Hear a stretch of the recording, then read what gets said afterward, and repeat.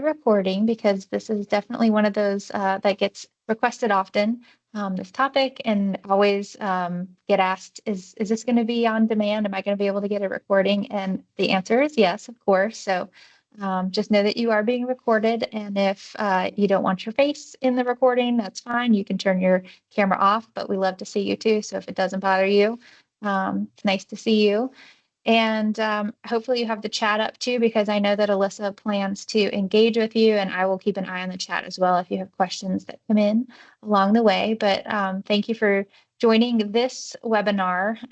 We are focusing our first two of this series on the updates to the ConnectED research platform. And all of those fun things that we're learning. I know that there have been a couple tech hiccups along the way, which we're working on. I have never seen so many emails back and forth with EBSCO as I have in the last week. So I'm just going to tell you the good news about today's topic is that it is North Carolina centric resources, and they are very limited login. I'm going to tell you that I won't say no login because there's a couple you might want to get into that Alyssa will tell us about that you do have a special way to get into, but for the most part, you don't have to log into a lot of these things. And so you can put those headaches aside if you're seeing students getting rerouted on those other fun platforms. But I did reach out to Alyssa because I remembered her session at the NCSLMA conference last year. She presented about a lot of these resources that she's going to talk about today.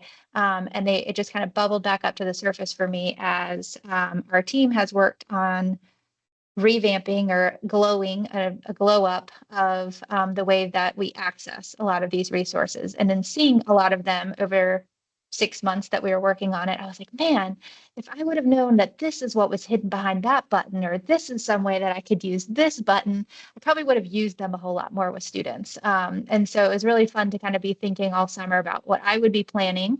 And I know I talked with many of you at NC Bold about some of these and got to hear what plans you would have for them.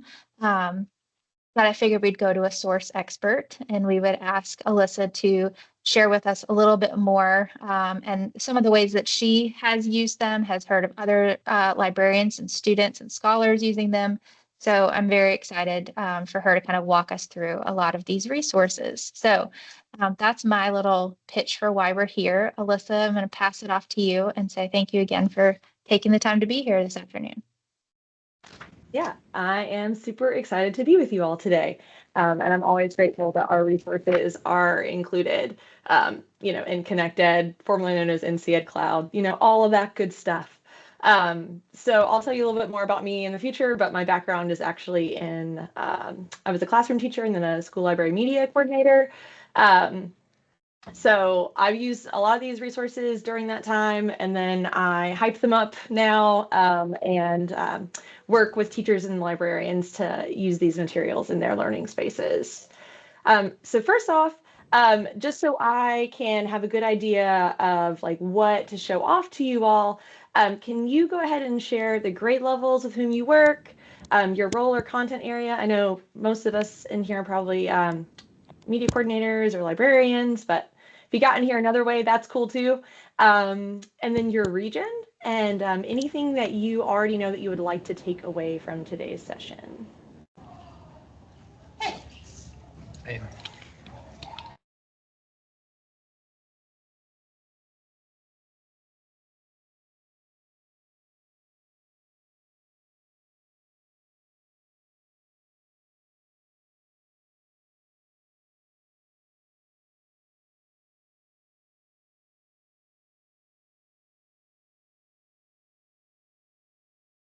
I like that you asked what region. I like that is perfect. A lot of times we say district, but I really like that you're focused on region. Yeah, well, one, North Carolina has 3 of them. 2, you may not want to tell us what district you work for. Let's have some illusion of anonymity. And also, you can collaborate with people outside of your school and your district. And so I think it's good to connect with other people in your region as well. I agree. I like that a lot.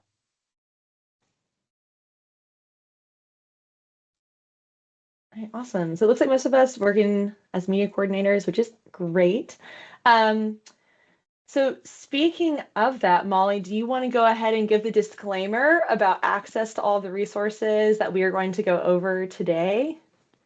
Absolutely. So I did promise that I would do this part because there's a lot of questions out there about, what do we have access to, and with new guidelines and new legislation that's constantly coming.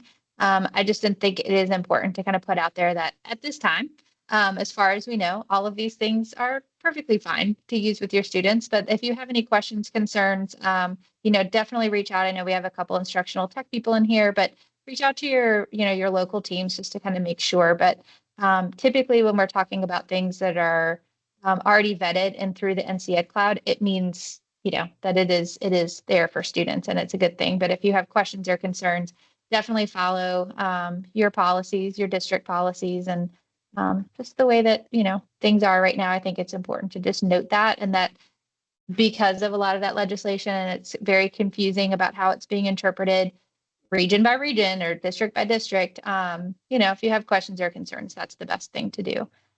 But wanted to throw that out there and say that neither Alyssa nor I are in saying you have to use any of these things, right?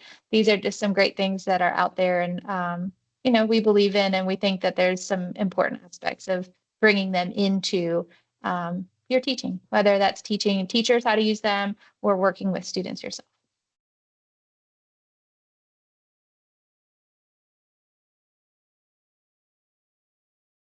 Thank you for that, Molly. I like the official DPI guidance. That always makes me feel better. Would you like to go ahead and talk about kind of like place-based learning and our hopes for this webinar? Yeah, absolutely. So a big part of what this is kind of, thinking about too is the fact that there's a big benefit to using the things that are North Carolina focused. Obviously, we have specific standards and we have grade levels that focus on North Carolina history, North Carolina resources, but really this is inclusive of all age groups and all topic areas. And so I think that you'll walk away with some ideas around that as well. But thinking back again about this summer, one of the things I noticed in the work that we were doing is there's a lot of benefits to using some of those like North Carolina centric resources, to not only use things like primary sources that are coming from the Library of Congress or the National Archives. So it just got me thinking a little bit more about why we would teach with North Carolina primary sources. And that was something that when I came to Alyssa for this, I said, it'd be kind of cool to talk about, there are things that I could go and search around the North Carolina history or North Carolina regions or whatever in those areas. But because we are based right here in North Carolina, I'm guessing there's a lot of great things that we could use. And there's a lot of things that don't show up on the national radar that are local, right? So if I wanted to learn about my county, or I know I'm going to give it away a little bit, but what is my school named after, right? Like those things are probably not going to show up in those national places. And so place-based learning is a really important thing to me. I'll talk about that here in a second too. But that was a big thing that I thought about with this too, is that we throw that word around a lot, and we think about like field trips with place-based learning, but it also can apply to these digital resources and especially primary sources too. So a question I had for Alyssa when we were planning was just asking, do you have something that you'd share about why and where we would access and learn about things instead of only leaning into the Library of Congress or National Archives for primary sources? Yeah. And so like my answer to that is essentially like if it was happening in the United States, some version of it was happening here in our state. And in many cases, North Carolina was actually ahead of the curve. Like we, I think, do not talk about that enough. And then not only is like it important, I think, to know North Carolina history, but also like when we think about Dr. Rudin's Bishop's like concept of like windows, mirrors, and sliding glass doors, like these windows, mirrors, and doors are in our backyard, right? Like they lead to the ground that our kids walk on every day. The roads we drive down, the buildings we pass, everyone who came before us. And so the materials that relate to North Carolina really show us something about our home and what it was like for those other people who were here before us. And North Carolina, we're really fortunate in that like North Carolina archives and libraries are really strong. And so there's no shortage of information. We have tons of photos, newspaper articles, yearbooks, journal and diary entries, correspondences galore, um, government documents and records, which I know some people are not the most stoked about working with kids on, but I think there's really fun ways to integrate them, and I'll talk to you about some of those ways. Um, and even like since coming to work at the state library, and we've started doing field trips again, which I'll talk to you about in a little bit. Um, but y'all, kids are hype about microfilm. Like, I never would have thought this, but every time that we have had a class of students come in and visit, whether they're elementary, middle, or high schoolers, they cannot believe, like, one, I think they're just so excited about the technology. Like, we can probably thank Stranger Things for that, right? But also, uh, they are just blown away by everything from like the ads they see to the information that was shared in the newspapers before. Like, we have TikTok and social media and all of these things now. Back then, you just had the newspaper. So that's where the hot goss was. Like, who was visiting who was traveling where, what jobs did they have, what parties were they attending? Like, it was on the front page of local newspapers. And so I think that's a really interesting way also to get students engaged in primary source materials. Um, and then we want to talk about why I'm so passionate about primary sources, Molly. Yes. Well, and Okay. one of the things that makes me think of too, and I told you the story when we were talking about it, but I have to pass it along here too, is somebody was digging into one of these resources and reading the newspapers, like, digitalized old newspapers, like Alyssa's talking about. And she was like, we're going to do a back to school shopping primary source activity. And I was like, what does that mean? And her idea was she was reading about in a local newspaper that's still published in her community, how much it's changed. And she wanted students to see that you used to go to like one person's house to have your pants sewn, and somebody else would have hosiery, and somebody else would have the hats, right? Like, it wasn't like you go to Target or Walmart to buy this all, but you have to like piece together by knowing your neighbors and knowing who supplies what. It was just a really cool idea. So I know that kind of leads into your excitement and passions as well, about this, but I think that a passion that I bring is that place-based learning.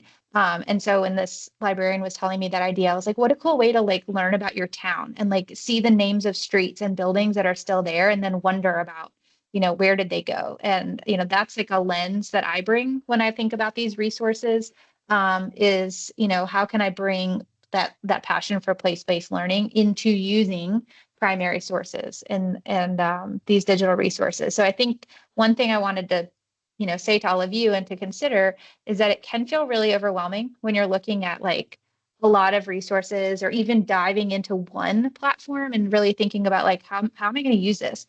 So use your passion. Bring one of your passions to your lens for why you would search these things. So, she was thinking about back to school shopping at that time. I think about place-based learning, and Alyssa is going to tell you about her passion. Yeah. So I think I'm definitely also team place-based learning. But I also just think that, what is it like? Mark Twain's attributed with a quote like, history doesn't repeat, but it rhymes.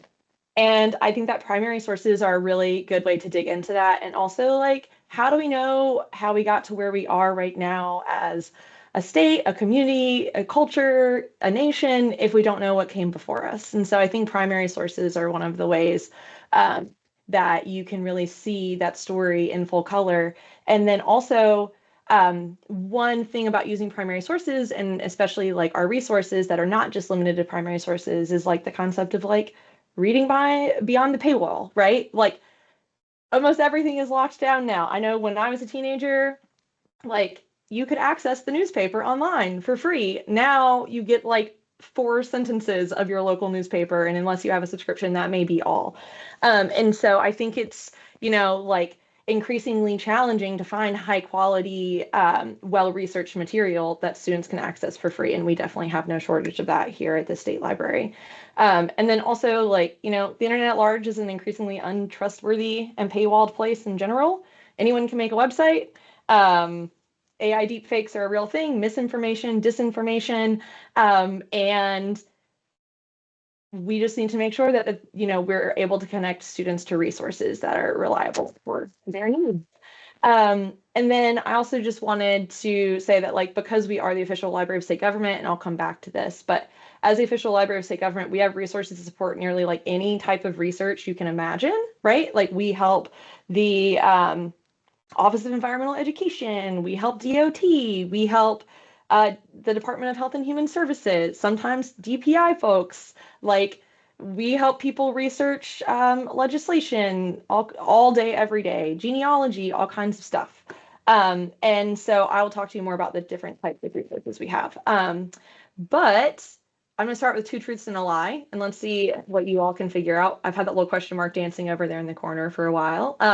But which one of these do you all think is false? So the State Library of North Carolina once burned down during fireproofing efforts. The only way to access state library resources is at our on-site location, or the State Library of North Carolina's collection was once located in a bowling alley. I feel like I kind of gave you a little insight into the lie here. Can you see the chat, Alyssa? Were you able to bring? Okay, I'm just making sure. Yeah.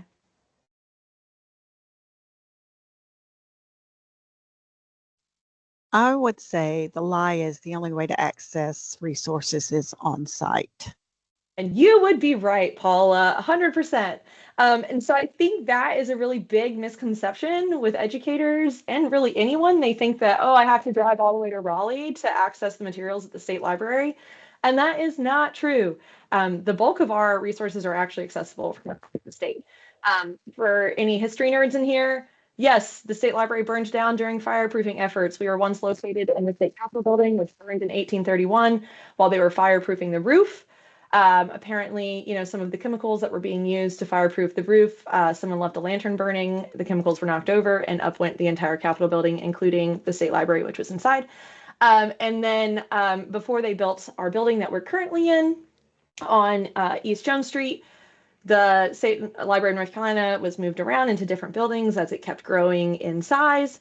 And the only building in downtown Raleigh that was vacant and large enough to hold our collection before the building we are in now was indeed a bowling alley. I have not yet found pictures of it yet, but one day I will find pictures of our state library in the bowling alley.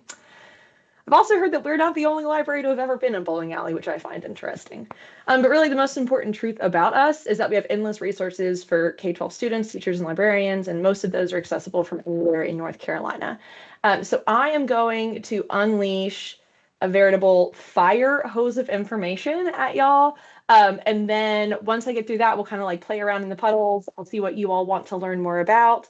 And I want to make sure that you all also can access today's slides. So if you would like to access them, they will be available today and in the future. And it's today's date. So slnc.info and then today's date. I also just dropped it in the chat. So my name is Alyssa Putt. I'm the Education and Instruction Librarian here at the State Library of North Carolina's Government and Heritage Library. It is definitely the longest job title I have ever had in my entire life. So I am the state library contact for all things K-12. I am a former classroom teacher and school library media coordinator. I taught 6th grade ELA for a number of years. Then I taught 4th grade English and social studies, and I was a high school librarian. Things I can help with: research and instructional support, field trips, whether those be virtual or in person. All of this, by the way, I can do virtual visits or in-person visits, as long as the funding exists for me to be able to get to you, which we're always in an interesting environment with funding right now. But anyway, if you ever want me to come to your school, let me know and I will try to make it happen. We also can do educator professional development. I can talk to you about how to integrate primary sources and place-based learning across the curriculum. And also, if anyone's interested in facilitating a curriculum integrated native seed library at your school or native garden, let me know, because I manage our native seed library here at the State Library of North Carolina, and I would love to see more seed libraries in K-12 schools here in North Carolina. I also this year am the National History Days Central Piedmont Regional Coordinator. So if you are in my region or outside of the region and interested in learning more about National History Day, or if your students or teachers need any support with National History Day, I would love to help with that.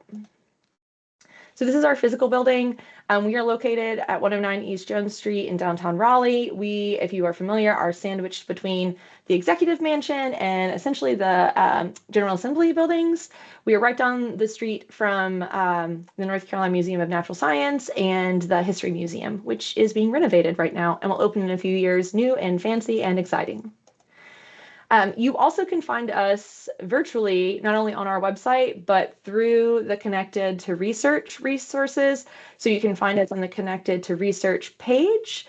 These are the squares that will lead you to us. So NCpedia, our educational resources page, NCpedia student, and then Anchor, which I'll talk to you about today. And then here's a cute little click through that Molly made to show how to access NCpedia through NCED Cloud.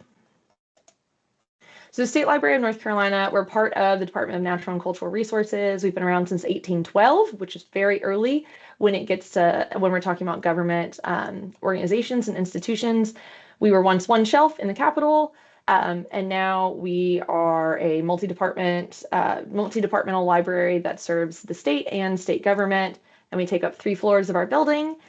We have 3 sections in our library administration team. So the Government and Heritage Library, that's the team I work with. And if someone says they're going to physically visit the state library, it's the Government and Heritage Library. We also have accessible books and library services in our library development team, and I'll tell you just a little bit about those. So that's our library administration. We have a state librarian and an assistant state librarian. So our library development team essentially works directly with public libraries. They administer LSTA funds. They offer continuing education to public librarians, and they also oversee and facilitate the NC Cardinal Consortium.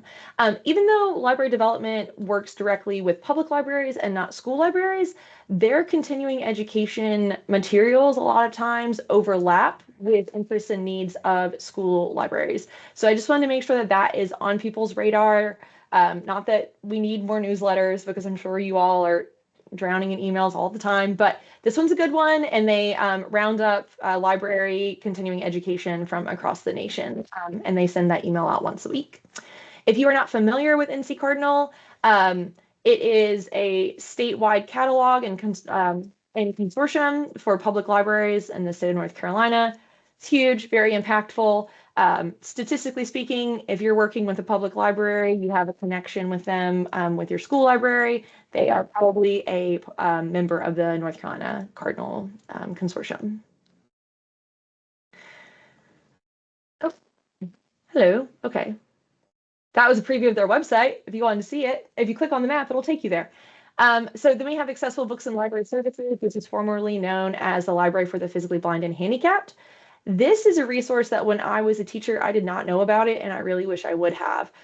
So ABLE serves people of all ages with any visual, physical, or reading disabilities that make it difficult to read or hold a standard book. And so they have large print, they have Braille, they have talking books, they have all kinds of things. And so if there's anyone in your school community who would qualify for these services, you can help them get an account. Or you actually, as a librarian, can also apply for ABLE services because they have institutional accounts for schools and libraries. So I just wanted to make sure that everyone was aware of that. And they do have children's books. They are included in their collection. Here's some photographic evidence of ABLE. So that's a digital Braille reader, someone reading Braille, a talking book. They have a whole recording studio because they record books there, and they also record their newsletter, and they also host the Braille Challenge each year. That's coming up in February. So I work for the Government and Heritage Library. We're the official library of state government, provide resources and research support to the public and to all government agencies. Our official mission is at the bottom. I'm not going to read it to you because you're all very capable of reading, but it gives you a little bit more insight into what it is that we are here to do and our legislative duty. So we're a hybrid library. We focus on government publications and resources related to North Carolina culture, history, data, statistics, and more. We're a cooperating partner of the State Data Center. We have hundreds of thousands of items in our physical collection dating all the way back to the 1400s. We have a book that was donated by James Madison after the library burned down in 1831. He donated books from his personal collection and wrote a donation note in the front of the books. So we have some really interesting things in our physical collection. Also, NCpedia and Anchor, that's the way that a lot of educators get to us. So NCpedia, I'll talk to you about in a second. Anchor is primarily targeted at grades 8 and up. And then we have a ton of digital resources, includes 159 databases and over 160,000 items in our digital collections, which is great for finding primary and historical sources, and also historic state publications and state documents. We offer an Ask a Librarian chat that's available Tuesdays through Friday. It is a real human librarian. It will never be a robot. This year, the most popular question that we get is this a robot? So that's always interesting. But that is available also for students, teachers, anyone who would benefit from that. We also offer book a librarian service, which means that you can actually book time with us for research support and instructional sessions. So I feel like this is what we actually look like when we're actually doing the work here in GHL. So I visited Hope County Public Schools Seed Summer Camp, which works on developing resiliency in students, and got to share knowledge about our state symbols and native plants with them. It was really cool.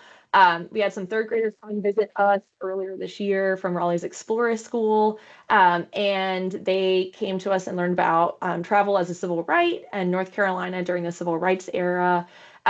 They had a blast. It was really, really exciting. And we also looked into the Green Book and some locations from downtown Raleigh that were in the Green Book, and the kiddos had no idea that every day they were walking by history. So they were really excited about that.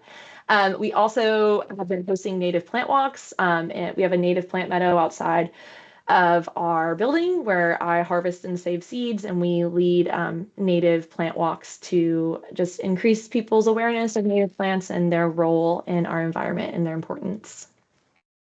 So our students and educator landing page is kind of like the best hub for information. These are short links to get to that, slnc.info/educators, slnc.info/students.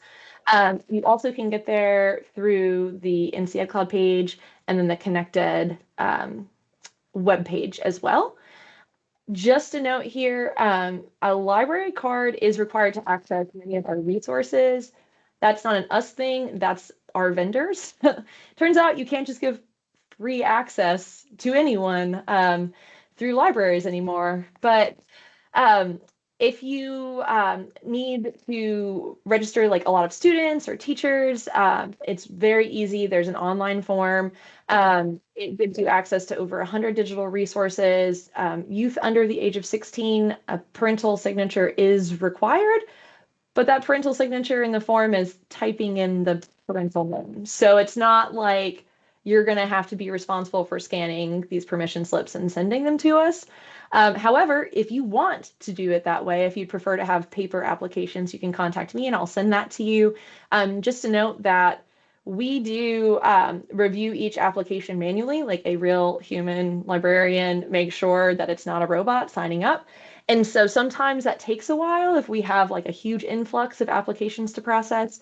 So make sure that if your lesson plan or someone else's lesson plan requires that students have access to a resource, that they apply for their library card at least a week in advance. I have saved a lot of my former colleagues who got very excited about using our resources, but just thought that like their kids would be able to sign up and instantly get access. And then I'm like getting emails of like, we can't access anything. And I'm like, yeah, because you just sent in 120 applications for your students to access resources. So if you ever get into a bind and you're trying to lead a lesson that requires access, just reach out to me and I can try and facilitate that. But please know that like it's a good idea to have students register or teachers register a week in advance, so we can make sure that everyone has their information. And also, school email systems do not always like emails from us. Like, for example, this week I've been going back and forth with a lot of teachers from Wake County Public Schools. Apparently, I've been talking to too many teachers in Wake County because now Wake County is sending my emails to junk. So if you are signing up for a library card or anyone in your school community is signing up for a library card, encourage them to use a not school district email if at all possible, because we want you to actually receive the emails from us. And people are always like, but you're a .gov. And I'm like, I have no idea. I don't know how email filters work. Like, that is not my expertise. I just know that this week I had to call 3 different people who sent me emails. They're like, I didn't get your email. And I'm like, hello, I've emailed you back multiple times. Have you checked your junk? And they're like, oh, that's where the email is. So I'd hate for you all to register and then not get the information you need. Okay. No, Alyssa, I know you're getting ready to say this, but I just want to like reaffirm for everybody. We're going to talk about some of the resources that you don't need any kind of card for. But this was like one of the first times I've ever heard about these additional resources. And one of the big ones that I think you're getting ready to talk about is JSTOR. And there have been times that people have said, can I get access to this? And I wish I had known this part. Like, I wish that as a librarian being asked for an article that I can't get to through my NC Cloud resources, that I could instead get it through there. So this is my little pitch to tell you, if you're thinking like, do I really need this card? You might want one as a librarian or an ITF. Like, just while you're thinking about it, maybe open that tab and fill it out while you're thinking about it. But I just wanted to say, these are the ones that she's getting ready to tell you you would need that card for. And then we're going to talk about some that the kids don't need. So there's just a kind of that differentiation. But I just, when she was telling me that, I was like, man, this is really what I wish I had known before, and that I already had the card in my hand. So, okay, proceed. Sorry. Yeah, for sure. Thank you for that. Yeah, so our online resources, some of them do require a library card. But I just wanted to highlight some of these because it is increasingly difficult, especially if you're working with high schoolers, to have databases that provide information about them. So some things I would highlight. Number one, yes, JSTOR. I do not know why, like, we are one of the only libraries that provides access to JSTOR once you are done with your education program. It's like, you know, you're a baby teacher, you're a baby librarian, and you have access to JSTOR, and then you graduate and you get your degree, and then you don't have it again, and that's when you really need it. We also have some education databases if you like to stay up to date with best practices and research aligned things for the classroom. Access Video on Demand has tons of historical footage, documentaries, informational films. It is awesome. And based on what I've heard, it's not blocked by any school districts yet. So if you are someone who's like, oh, I used to show some of this really cool archival footage and it was on YouTube, and now you can't get to YouTube, check out Access Video on Demand and see if that makes your life any easier. We also have a lot of databases that will help your CTE, Project Lead the Way, that kind of thing, educators. And I know when I was a school librarian, that was one of the hardest, like, you know, my CTE classes, I was always trying to find resources for them. They were like $1 million, right? Like, I couldn't spend half of my school library's budget on one set of books that were needed by my CTE teachers. And so I just wanted to make sure that everyone knew that there's tons of resources out there for, you know, agriculture, for CTE, anything you can imagine. We definitely have a database for it. The Just for Kids streaming collection is also great. It's kid safe, advertisement-free media. Fold 3, if you ever want to research military records, they also have like virtual tours of memorial parks there, which is really cool. We have tons of newspaper databases, lots of primary sources. And then also, I just want to make sure to highlight Hein Online, Civil Rights and Social Justice, Slavery in America and the World, and then the Gun Registration and Legislation in America databases, because those are thematic and very high interest. And so if you have especially like AP US history teachers who are looking for primary sources or who are leading research with their students, those are great resources. And then we also have research guides, aka LibGuides, including our National History Day LibGuide, one about getting primary sources, and my NC from A to Z, which I will talk more about in just a minute because it's so cool. So the North Carolina Digital Collections, this one's free, woohoo! And this is a shared collection of digitized resources from us at the State Library and the State Archives. It is like a treasure trove of primary sources. You can search by county. You will be drowning in information. Like, be sure if you're doing searches in the North Carolina Digital Collections that you are filtering if at all possible, because there are so many things in there. Some of the collections that I think are the most relevant for educators are our African American Education Collection, the Acock Brown photographs, Brimley photographs, food and cooking is a very cool collection, especially if you're doing anything with visual literacy. And I don't know about y'all's experience, but my experience was like, I could not keep cookbooks on the shelves in my library. My high schoolers loved them. And so looking at like cooking as a primary source could be really, really fun. We have a collection on North Carolina state parks. And so if y'all are going to go on a field trip using the Learning Happens Here Field Trip Fund, which I'm going to talk to you. Oh, Donna, I will check on that in just a little bit. That has not happened before, so I don't know what happened, but we'll figure it out. And if for some reason that password's not correct, then I will fix it on the slides so that the correct information will be there in the future. But if you're ever taking like a field trip to state parks, or you want to learn more about the state park that is near you, using primary sources, that is a great way to do it. Also, there's an entire collection on the speaker ban law, which if you're not familiar with, in the civil rights era, North Carolina passed legislation that really, really limited who was allowed to speak on college campuses. Hey, it's relevant again. And it was ultimately ruled unconstitutional by the North Carolina Supreme Court and the United States Supreme Court, but the records that are in there are really, really interesting. Oh, okay, cool. Woo, I feel great about that, Donna. I was really worried for a second. Okay. There's also an entire collection of state fair ephemera, and I think ephemera is also a really cool way to connect kids to historical, resources like buttons, comics, brochures, all kinds of things that we don't necessarily think of as primary sources, but are really engaging to students. And also, I feel like fairs are kind of universally adored. So looking at like the history of the state fair, and like, for example, pedestrianism was like the sport at the state fair in the early 1900s, which that information I feel like would blow kids' minds. Like, did you know walking was the thing that made people the most excited about the state fair? And then there's also a really awesome collection of materials related to women, marriage, and the law, because of course, women's rights have changed dramatically in the last 40 years. And so like having conversations with students, about like, did you know that 50 years ago, women could not open bank accounts, own property, like do all of these things? Like a lot of our kids don't know that. And so I think that this can be a really, using these resources is a really interesting way to work on that kind of like multiple literacies thing, and just provide more historical context, because in my personal opinion, our kids never have enough historical context. They just don't. There's not enough time in the day to teach them everything that they would need to know. And there's also some publications included in the North Carolina digital collections, including Our State Magazine and Tar Heel Junior Historian. Just one note, there is a like copyright embargo on Our State, so we don't have the most recent editions, but we have, I think it's up until like 5 years ago. So there's still really interesting stuff that can be used in your learning space. Now we move on to NCpedia.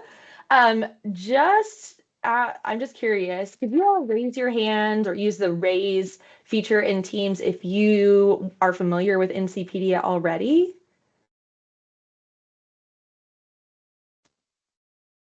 Okay, cool. All right. So some of us are, but not all of us. Thanks, y'all. So NCpedia, if you are not already familiar, is an online encyclopedia for all things North Carolina.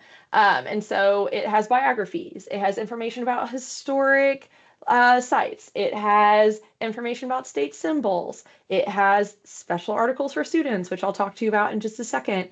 But there's over 13,000 entries and resources in NCpedia. It is full text searchable. There's a lot of good stuff in there. And if you have used NCpedia before, I would love if you would throw into the chat like how you've used it or something cool that you found on NCpedia. I didn't know about NCpedia until I was in grad school. And then I was like, why was I not using this with my students all along? Because it's very, very accessible. And another way that you can use NCpedia, not only for the historical or cultural information that's secondary sources, but it's a really good way to track down primary sources, because all of the entries in here have exhaustive lists of references.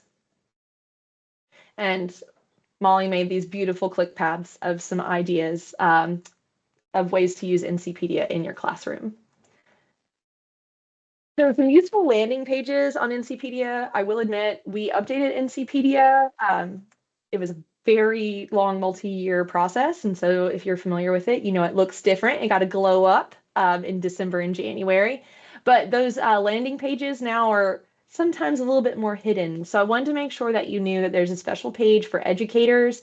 There are, oh yeah, Molly has written some of our some articles for NCpedia about the difference between Outer Banks, the TV show, and Outer Banks, the reality. And those are awesome articles and very fun to use with students. So the resources for educators page has like print and play materials, and then lots of other things in there. NCpedia Student, I'll talk to you more about in just a second, but essentially it's an entire collection of articles developed with fourth graders in mind. So very accessible for learners of all ages. You may have been familiar with it previously as NCpedia K-8, but we changed that because what if you're in ninth grade and your teacher gives you NCpedia K-8 because that's easier for you to access? We didn't want anyone to feel uncomfortable using these resources with older students. And we didn't want students to feel like they were getting, you know, like we wanted to be seamless differentiation if you wanted to use NCpedia Student with older students. So if you've been wondering where NCpedia K-12 went, it's still there. It just has a new name.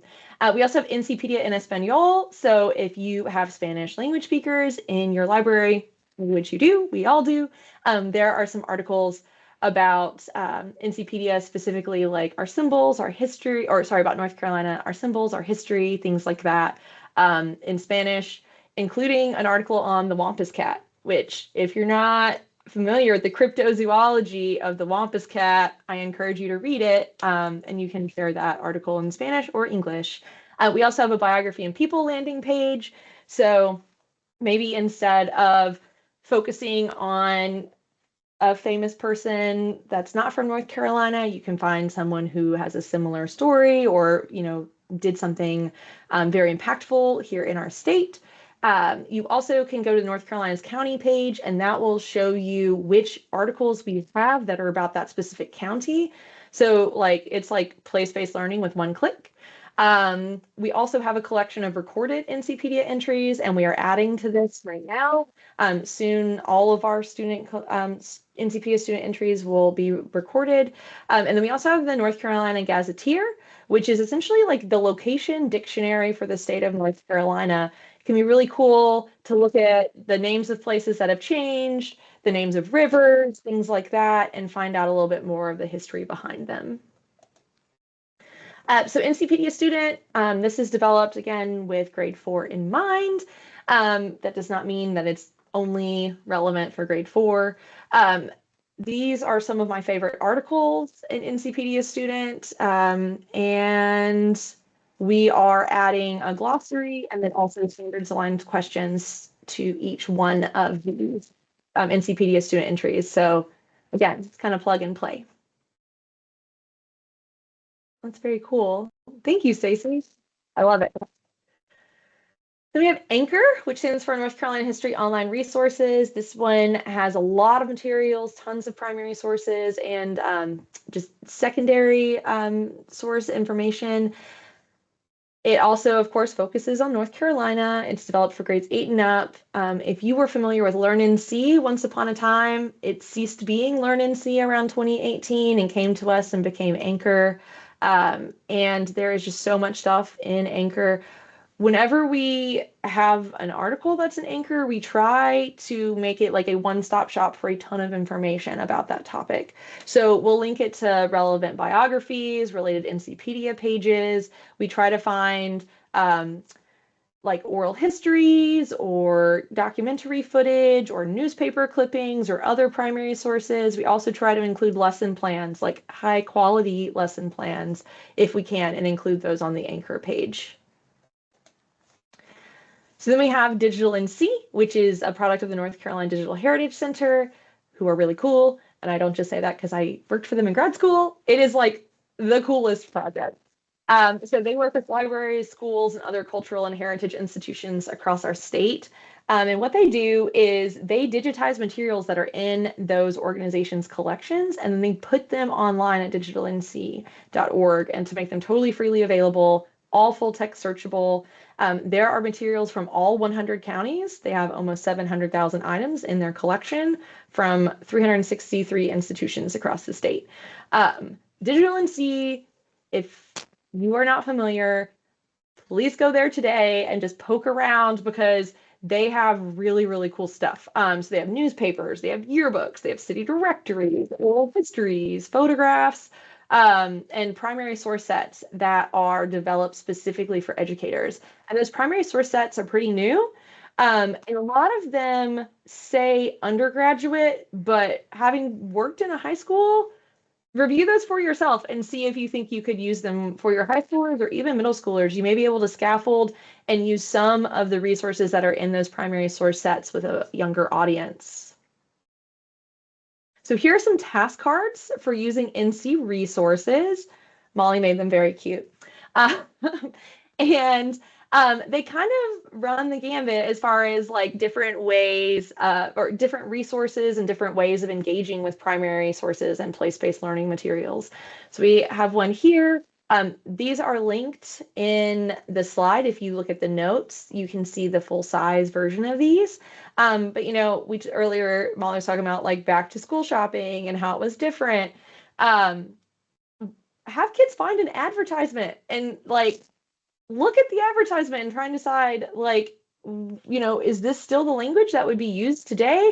What were they trying to sell? Was this really convincing? And all of those types of things. And then to take it a step further, you could even have them like find the same item now, see how much it costs, use an inflation calculator and compare prices.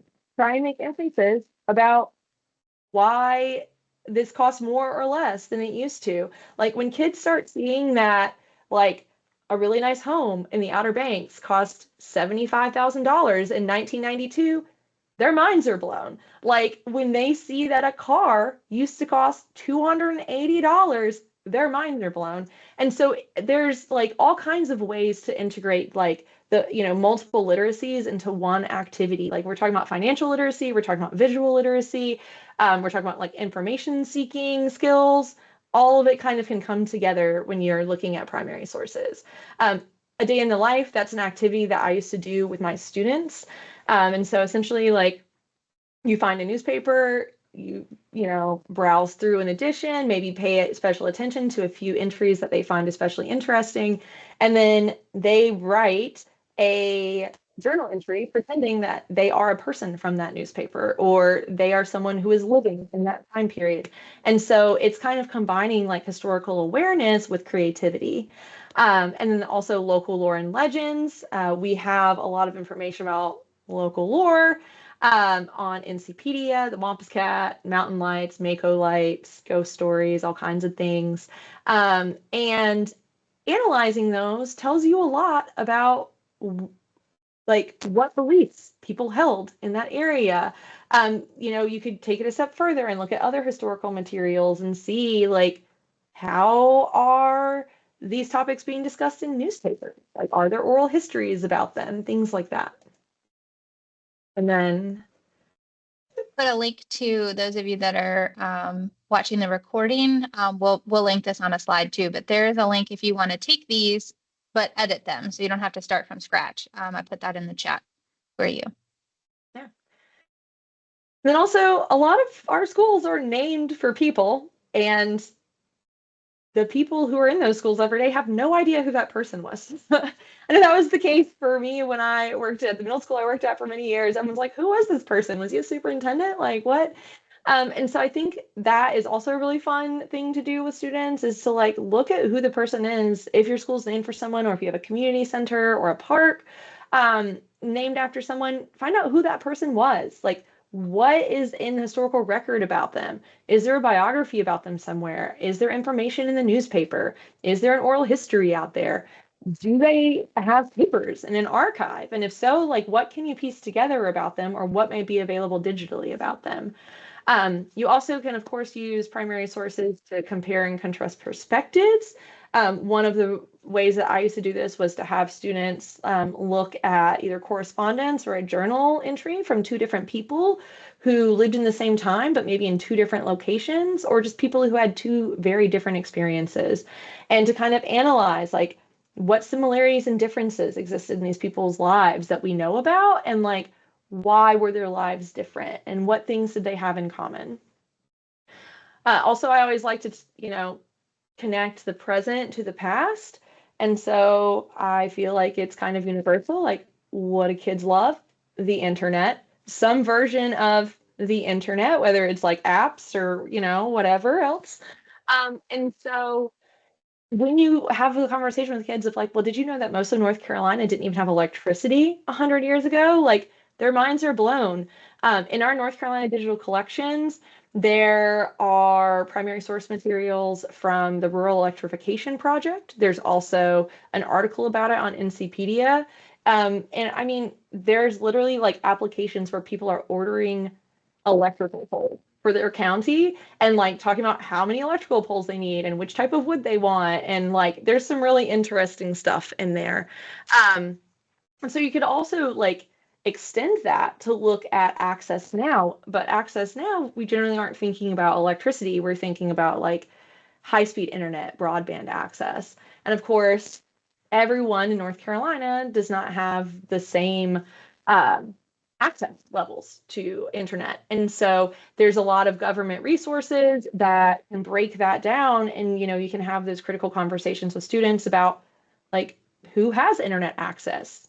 Why might that be? Who doesn't statistically have internet access?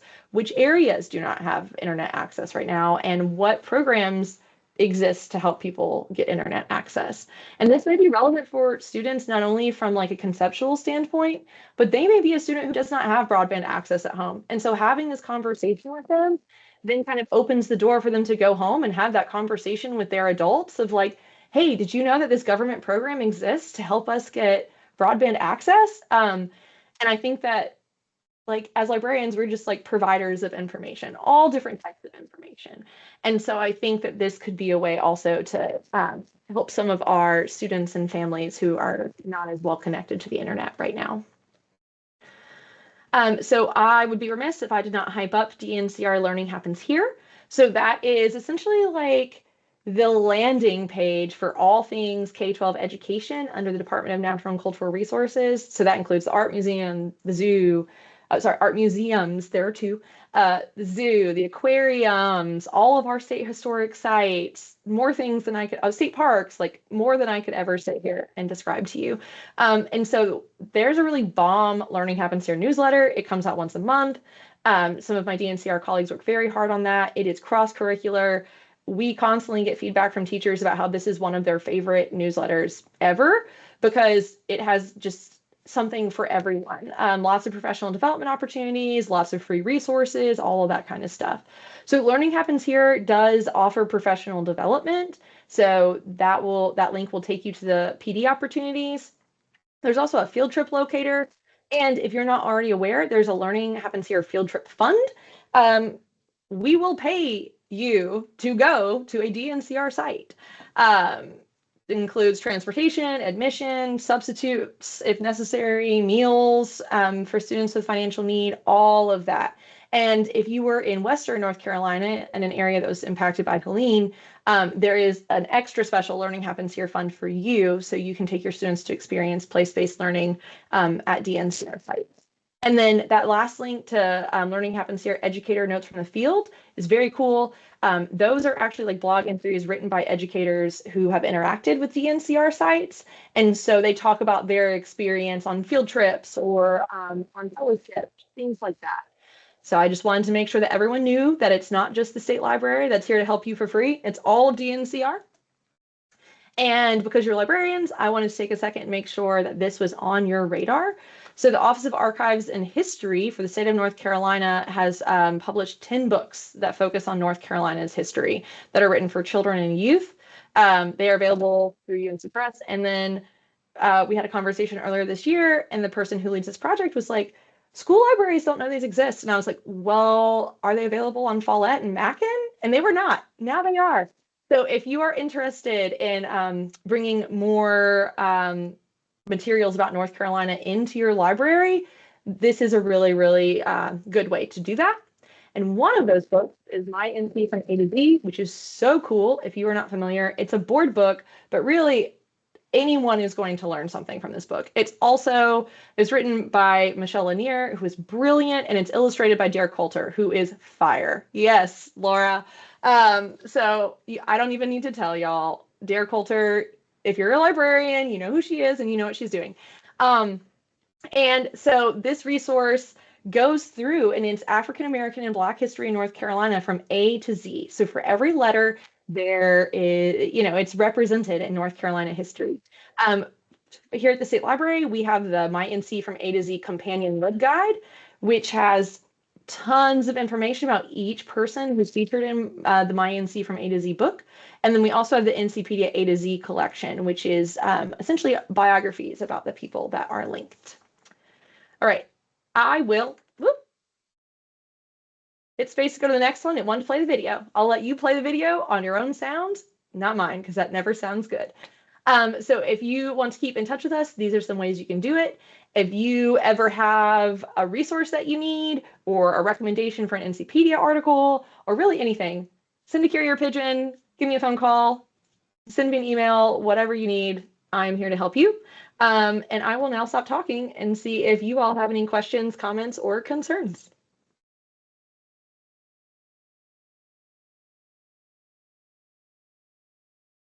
I tried to do wait time. Y'all really can ask her questions. That's why she's here. But truly, there's so many good things out there. And this is why I was like, I think people need to know and be reminded. And even though Alyssa has to say these things to different settings of people over and over again, I think that there's just so much value in seeing like the books and that you've been a school librarian. So you know about Follett and Malkin and being able to acquire them, when we have those kinds of policies and procedures. So I just really appreciate you taking the time again to walk through a lot of these things, but then to point out the things that we shouldn't miss. And I did put it in there, y'all, but what a fun project to do. If you nerd out about something like this, please write an article about NCpedia, and then your students are going to think it's so cool that they can look up the article that you wrote. I wish that I had written that when I was still in Manio, but that was like everyone kept texting me and saying, "Are you a pogue or are you a kook?" And I was like, "We don't use that, and it's not even filmed here." And I went literally to Maui, and people have asked, "Oh, like the show on Netflix?" And I'm like, "No, but here's an article that you can read that I wrote about it." So really take your passions and your feelings and the things that you like to read and potentially write about. I think Stacey Lovedoll needs to write some things about native plants. I'm just saying I've already texted her, Alyssa, that she's gonna have to work on getting some of those native seed libraries out into the western part of the state through you. So just know there's good things coming. So thank you all. Anyone have any questions? Things you want to say out loud? I'll stop recording because sometimes that's what stops people. Stacey,